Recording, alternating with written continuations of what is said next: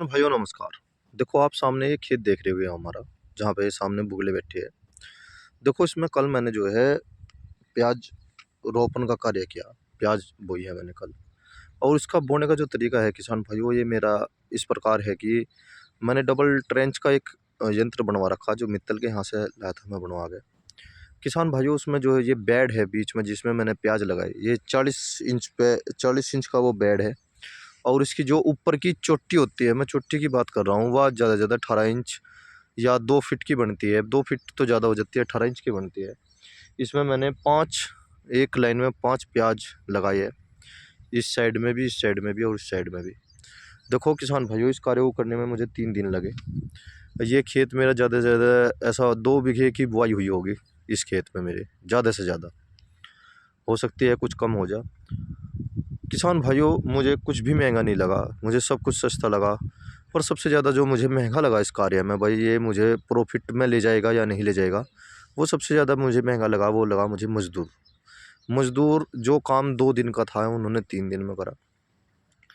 अब जो इसकी निराई भी होगी, कम से कम 2 बार या 3 बार इसकी निराई भी होगी, और फिर इसको पाड़ा भी जाएगा। वो सारा काम मज़दूरों के द्वारा होगा। इसीलिए किसान भाइयों, जो किसान अपने घर के आदमी 2 या 3 आदमी घर के है और 1-2 मज़दूर लेके इस कार्य को करे, तो हो सकता है किसान भाइयों वो मज़दूरी बचा ले और कुछ प्रॉफिट में चला जाए। अगर हम ये सोचते हैं कि सारा काम हम मज़दूरी पर करवाओगे और हमें प्रॉफिट रह जाएगा, इधर तो मंडियों के भाना, मंडियों में अच्छे भाना दिए जा, और उधर थोड़ा सा मज़दूरी सीजल चली जा, थोड़ी नहीं जाती, बहुत सारी मज़दूरी चली जाती है, मैंने देखा। और मज़दूर आदमी जो है ना, थोड़ा मोटा जानबूझ के ऐसा हरकत करता है जिससे कि उसकी मज़दूरी बनती रहे। क्योंकि अब जब फरवरी के माह में काम तो कम था और उन्होंने ऐसा करा। मैं किसान भाइयों को सलाह देता हूँ कि सह फसल की खेती करो, सह फसल की खेती में ही लाभ है, और है भी हकीकत में यही। एक तो किसान भाइयों हम काफ़ी दिनों से 28 इंच पे गन्ने की बुआई कर रहे हैं, आप भी हम भी सभी कर रहे।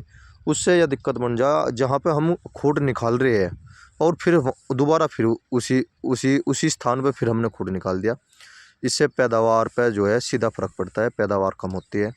अगर हम ऐसा ना करके थोड़ा परिवर्तन कर ले अपने उससे लेजर को 27 इंच पे, 26 इंच पे या 29 इंच पे बांध ले, उससे भी फ़र्क पड़ता है। अगर हम पूरब से पश्चिम गन्ना बोते हैं, अगर हम उसे फिर उत्तर से दक्षिण बोने लग जाए, उससे भी फ़र्क पड़ता है। 4-5 साल में एक बार गन्ना जो है इस साइड, जैसे हमने 2 साल बोर्ड मुड्ढा काट लिया, फिर बोर्ड मुड्ढा काट लिया, तो इस परिवर्तन कर लो, पूरब से पश्चिम, उत्तर से दक्षिण कर लो, इससे भी बहुत ज़्यादा फ़र्क पड़ता है। गहरी बुआई करो। अगर छोटे किसान है या फिर कोई सीमांत किसान है, अगर वे चाह रहे कि हम से फसल खेती करना चाह रहे, तो ट्रेंच की खेती कर लो, वो भी अच्छी है बहुत ही। पर मज़दूर का सस्ता होना बहुत ज़रूरी है, घर के आदमी होने बहुत ज़रूरी है। या फिर जो भी मज़दूर हो वो दिल लगा के कार्य करे तो अच्छा रहेगा। देखो मैं थोड़ा सा इधर हमारे यहाँ पे मज़दूर की बहुत ज़्यादा, बहुत बड़ी समस्या है। गन्ने के लिए, गन्ने छिलाई के लिए भी मज़दूर नहीं मिलता, बंधाई के लिए मज़दूर नहीं मिलता, खुदाई के लिए भी मज़दूर नहीं मिलता। खुदाई का तो इलाज ये है कि हम उसमें दवाई लगा के खरपतवार को रोक सकते हैं, और बंधाई का इलाज ये है कि हम ट्रेंच के द्वारा खेती करके उसे गिरने से रोक सकते हैं, ट्रेंच की खेती कर सकते हैं। पर छिलाई का कार्य ऐसा है, ये मशीन के द्वारा नहीं होता, ऐसा तो लेबर ही निकालती है। सबसे बड़ी समस्या यही आ जा, और यहाँ पर आने के किसान बेबस हो जा। देखो किसान भाइयों, मैंने ये सेब फसल में बोया, मैं इसमें थोड़ी सी जानकारी और देना चाहता हूँ। यहाँ पे तो मैंने प्याज लगाई, और उस साइड में मैंने जैसे नर्सरी तैयार करते हैं ना जब प्याज की, ऐसे मैंने बीज पपेट के फिर हाथों से ऐसे बो दिया मैंने वो, उसको फिर हाथ फेर दिया था बेड पे।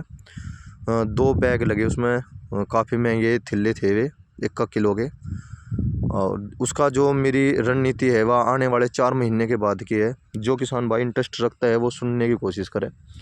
किसान भाइयों जब ये ऐसी, जब ये प्याज तो हमारी तैयार हो जाएगी, हम इसको काट लेंगे और गोदाम में ले जाएंगे, मंडी में ले जाकर बेच सकते हैं, जैसे भी इसको सेविंग करेंगे।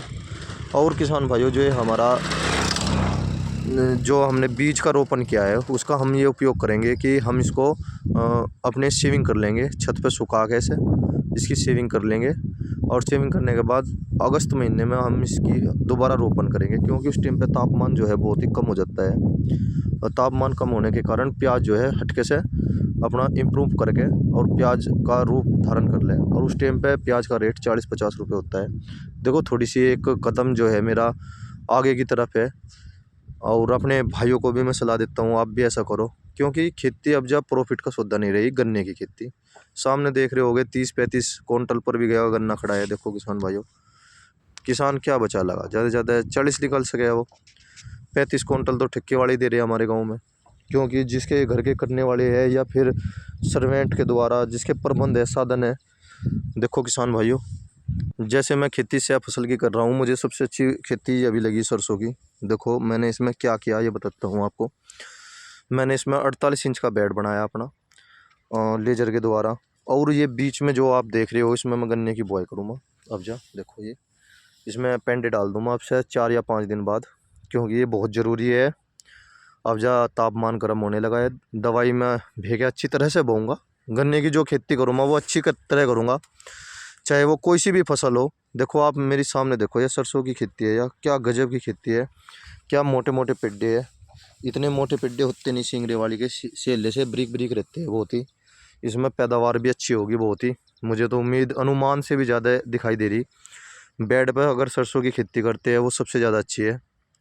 किसान भाइयों, थोड़ा सा मेरा प्रयास है कि मैं भी खेती में कुछ अलग करूं, क्योंकि सीखता है इंसान, आखिरी सांस तक सीखता सीखता चला जाता है।